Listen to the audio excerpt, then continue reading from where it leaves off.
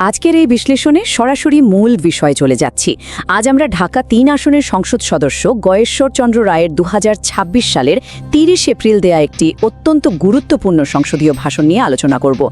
এই ভাষণে তিনি পররাষ্ট্রনীতি এবং জাতীয় সার্বভৌমত্বের মতো গভীর বিষয়গুলোকে কিভাবে তুলে ধরেছেন, মূলত সেটাই আমাদের আজকের ফোকাস। এখানে কোনো রাজনৈতিক পক্ষ নেওয়া হচ্ছে না, বরং পুরোপুরি তথ্যের ওপর ভিত্তি করে তার মূল যুক্তিগুলো বোঝার চেষ্টা করব আমরা। তো চলুন শুরু করা যাক।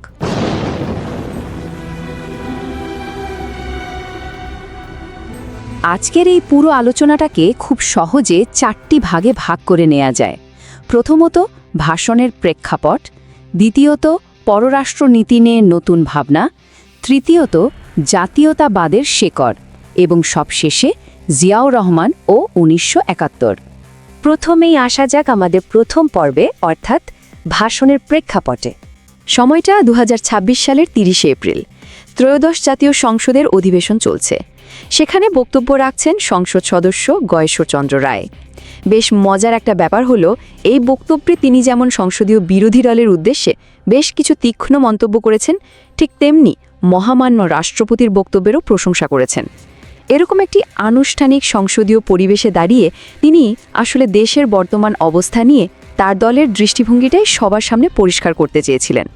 রাষ্ট্রপতিকে ধন্যবাদ জানিয়ে দেওয়া তার একটি মন্তব্য এখানে বিশেষভাবে খেয়াল করার মতো। তিনি বলেছেন, রাষ্ট্রপতির বক্তব্যে বাস্তবতার প্রতিফলন রয়েছে এবং তিনি অতীতকে আঁকড়ে ধরে বর্তমানকে অস্বীকার করেননি। এই কথার ভেতরের অর্থটা কিন্তু বেশ গভীর। তিনি বোঝাতে চেয়েছেন যে কোনো রাষ্ট্রের জন্যই বর্তমানের রাজনৈতিক এবং ঐতিহাসিক বাস্তবতাগুলো মেনে নেওয়াটা একদম অপরিহার্য।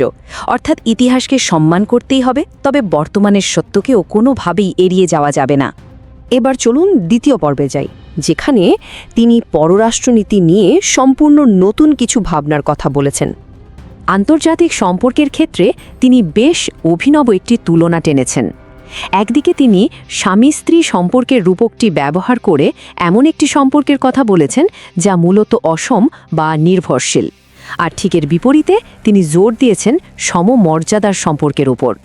তার মতে, প্রতিবেশী রাষ্ট্রগুলোর সাথে একটি স্বাধীন দেশের সম্পর্ক কখনোই নির্ভরশীলতার হওয়া উচিত নয়, বরং সম্পর্কটা হতে হবে একদম পারস্পরিক সম্মান এবং সমান মর্যাদার ভিত্তিতে। স্বাধীন কূটনীতির ক্ষেত্রে এটি নিঃসন্দেহে একটি অত্যন্ত জোরালো অবস্থান।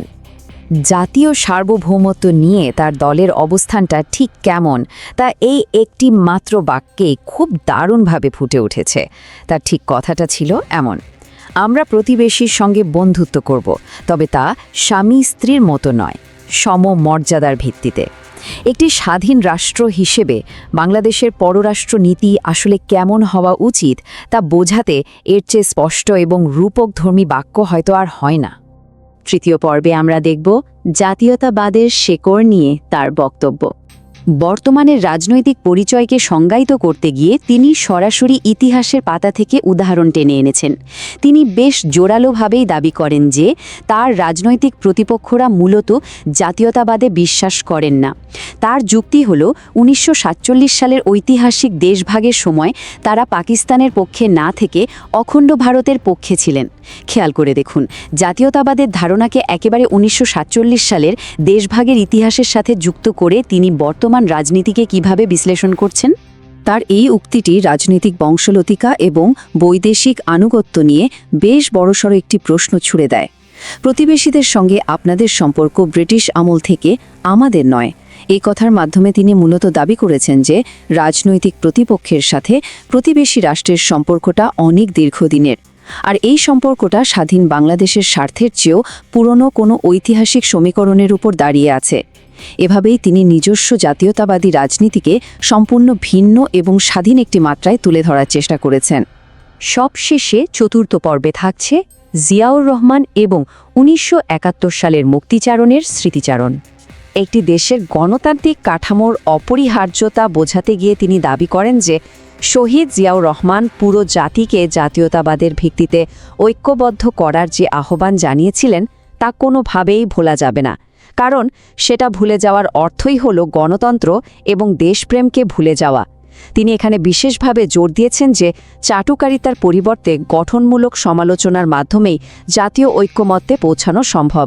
আর এটাই একটি সুস্থ গণতন্ত্রের সবচেয়ে বড় লক্ষণ। ভাষণের এই পর্যায়ে এসে তিনি নিজের জীবনের একটি ছোট্ট কিন্তু গুরুত্বপূর্ণ ঘটনা প্রবাহ তুলে ধরেন। তিনি জানান ২৬ মার্চ তিনি কোনো ভাষণ শোনেননি, কিন্তু ঠিক পরের দিন অর্থাৎ ২৭ মার্চ রেডিওতে জিয়াউর রহমানের ভাষণ শোনার পর তিনি গভীরভাবে অনুপ্রাণিত হন। আর ২৮ মার্চ তিনি সরাসরি নিজ এলাকায় গিয়ে মুক্তিযুদ্ধে যোগ দেন। তিনি স্মরণ করিয়ে দেন যে সেই ভাষণে কেবল আত্মরক্ষার কথা ছিল না, বরং সারা জাতিকে যুদ্ধে অংশ নিয়ে বর্বর বাহিনীকে বিতাড়িত করার একটি সুনির্দিষ্ট দিক নির্দেশনা ছিল। তার মতে মুক্তিযুদ্ধের পেছনের মূল ভিত্তিগুলো নিছক কিছু কাগজে শব্দ ছিল না। সংসদে দাঁড়িয়ে তিনি সরাসরি স্পিকারকে স্মরণ করিয়ে দেন যে সেই যুদ্ধের মূল লক্ষ্যই ছিল বৈষম্য, বঞ্চনা, গণতান্ত্রিক অধিকার হরণ এবং অর্থনৈতিক শোষণ থেকে মুক্তি পাওয়া। এই পয়েন্টগুলো বারবার মনে করিয়ে দেয় যে মুক্তিযুদ্ধের পেছনের আসল চেতনাটা আসলে কতটা বিস্তৃত ছিল।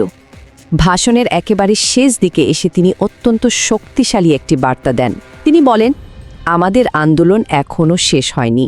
এই একটিমাত্র বাক্য দিয়ে তিনি ১৯৭১ সালে সেই ঐতিহাসিক সংগ্রামকে বর্তমানের রাজনৈতিক প্রেক্ষাপটের সাথে খুব শক্তভাবে যুক্ত করে দিয়েছেন। এর মানে হলো বৈষম্যহীনতা এবং গণতান্ত্রিক অধিকার নিশ্চিত করার যে লড়াই ১৯৭১ সালে শুরু হয়েছিল, তার মতে সেটা আজও চলমান। মুক্তিযুদ্ধের সেই মূল নীতিগুলো আজও পুরোপুরি অর্জিত হয়নি বলেই লড়াইটা চালিয়ে যেতে হবে। পুরো আলোচনার শেষে একটি বিষয় খুব স্পষ্ট: ইতিহাস কেবল অতীতের পাতাতেই আটকে থাকে না, বরং এটি প্রতিনিয়ত আমাদের বর্তমান রাজনৈতিক বয়ান তৈরি করে। ১৯৪৭ সালের দেশভাগ, ৭১ সালের মুক্তিযুদ্ধ এবং সমমর্যাদার পররাষ্ট্রনীতির ধারণাগুলো কিভাবে আজও আধুনিক রাজনীতি এবং সংসদীয় বিতর্ককে গভীরভাবে প্রভাবিত করছে তা ভাবলে অবাক হতে হয়। অতীত ইতিহাস কিভাবে আজকের পররাষ্ট্রনীতি ও সার্বভৌমত্বের ধারণাকে নতুন রূপ দিচ্ছে, এই ভাবনার খোরাকটি রেখে আজকের বিশ্লেষণটি এখানেই শেষ করছি।